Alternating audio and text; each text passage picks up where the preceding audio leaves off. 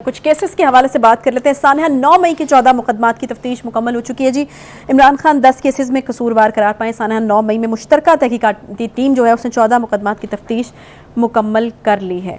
जी बुखारी साहब, ये केस जो है अब क्या रुख अख्तियार करेगा? देखिए 9 मई के जो सानेहात हैं, मैं उसको सानेहात कहने पे मजबूर हूँ, वो अनप्रेसिडेंटेड थे। न सिर्फ ये कि वो पाकिस्तान में पहले कभी नहीं हुए, आप बिल्कुल इसको स्क्रूटनाइज करके देख लीजिए कि दुनिया के किसी मुल्क में ऐसा नहीं होता। क्यों हुआ, वो हकायक क्या थे, उसकी क्या सजा मिलेगी, ये तय करना मेरे और आपके लिए मुमकिन नहीं है। लेकिन मुझे यूं लगता है कि 9 मई जो है इसका बोझ उठाना इवन तरीके इंसाफ के लिए भी काफ़ी मुश्किल और पंजाबी में कहते हैं औखा काम है। ठीक है, इसलिए कि मिलिट्री एस्टेब्लिशमेंट हो, वो जो कुछ भी उनको उनकी यानी जो तनसीबात हैं उनके ऊपर हमला और लोगों के साथ करना चाहती है, किसी सियासी जमात में जुर्रत नहीं है कि उसके ऊपर उंगली उठाए, बल्कि कोलैबोरेट कर रहे हैं, साथ उनका साथ दे रहे हैं। ठीक है, मैंने आपसे ये कहा कि पाकिस्तान की सियासत में अगर ये नया एलिमेंट अगर आ जाएगा और इसको इनकरेज होने दिया जाएगा या इसके ऊपर कोई एक्शन नहीं होगा, तो ये फिर हमारे यहाँ रोज़मर्रा बन जाएगा।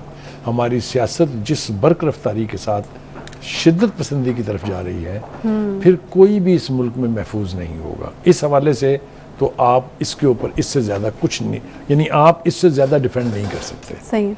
देखिए ये अक्लमंदी कर रहे हैं वो, या यानी गैर दानिशमंदाना बात कर रहे हैं।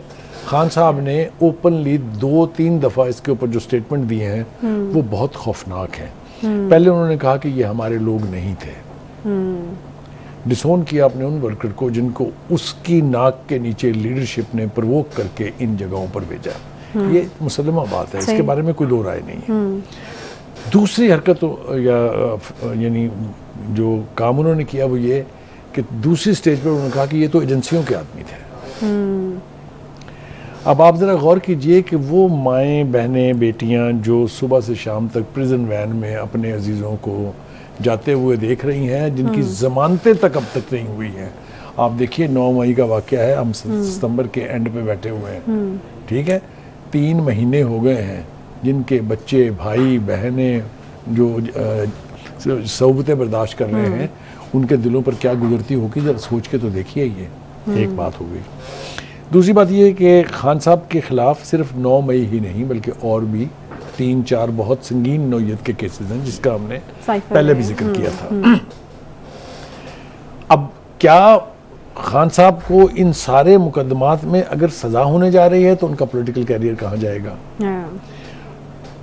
एक बात ये बिल्कुल तय है कि अगर खान साहब लीड करने के लिए बाहर नहीं है तो उनकी पार्टी में किसी में ये हिम्मत नहीं है कि वो उनकी जमात पीटीआई को लीड कर सके।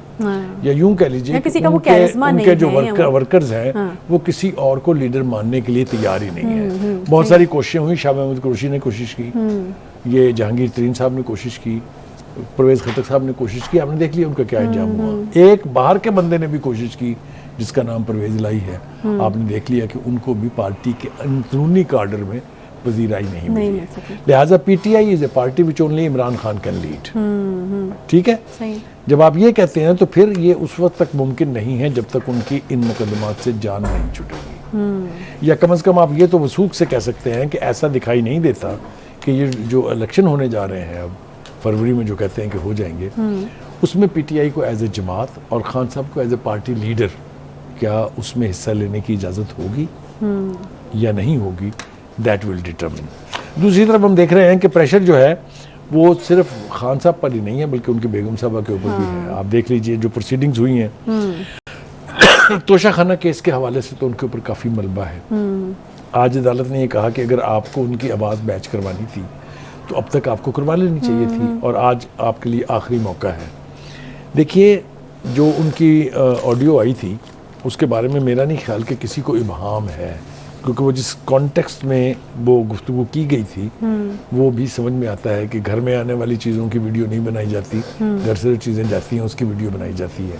ये बिल्कुल उसी कॉन्टेक्स्ट में थी तोशाखाना। सही। फिर उसके बाद जो रसीदें जमा कराई गई जो बाद में जाली साबित हुई, अब उसको पीटीआई खुद भी डिसोन कर रही है, जमा भी खुद कराई हैं और डिसोन भी खुद कर रहे हैं। तो ये जो इस नौयत के केसेस हैं, इससे निजात कैसे मिलेगी न सिर्फ खान साहब को या उनकी बेगम साहबा को, बल्कि जो पार्टी के दीगर लीडर हैं।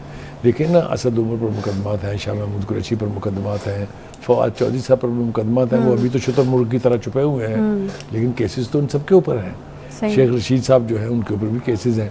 तो कहने का मतलब ये है कि अदालती केसों से मुझे बहुत जल्दी निजात मिलती पीटीआई की लीडरशिप को और पीटीआई के रहनुमा को नजर नहीं आती। वैसे बुखारी साहब, हमारे यहाँ एक और भी रिवायत है ना, अगर जान ना छूटनी हो तो एक के बाद दूसरा, दूसरे के बाद तीसरा, किसी न किसी केस में आप की पकड़ हो ही जाती है। लेकिन अगर छूटनी हो तो फिर सारे एकदम ही जो है सबकी बली जो है वो टल जाती है। सारे केसेस से आपको देखिए, मैंने इस तरह का कोई मंजरनामा, कोई मैंने पहले भी आपको पहले 2-3 केसेस का हवाला दिया था। एक तो साना 9 मई जो है ये केस बहुत खौफनाक है। दूसरा साइफर का केस, वो भी तोशाखाना को छोड़ दीजिए, आप तहरीन खान के केस को छोड़ दीजिए, आप फॉरेन फंडिंग को छोड़ दीजिए, साइफर वाले केस में चूंकि पाकिस्तान के international relation were at stake, तो उस केस वो भी केस बहुत संगीन नौयत का है। अब या तो कोई मुज्जा होगा जी जी, या फिर कोई चेंज ऑफ हार्ट, उसी या कोई चेंज ऑफ हार्ट होगा कहीं, हाँ। तब उनकी जान छूट जाए तो छूट जाए। बज़ाहिर मुझे उनकी जान छूटती और वो इलेक्शन में हिस्सा लेते दिखाई नहीं देते। सही है, ठीक है। यानी ऑन ग्राउंड जो सिचुएशन है, जो हालात हाजरा हैं, वो बिल्कुल फेवरेबल नहीं है। या तो मुआवजा या फिर अल्लाह ताला दिलों में अगर कोई चेंज ऑफ हार्ट, वही दिलों में अगर कुछ डाल दे और दिलों की तब्दीली जो है वो वक़ूफ़ पज़ीर हो जाए तो मुमकिन हो सकता है। खैर, बहरहाल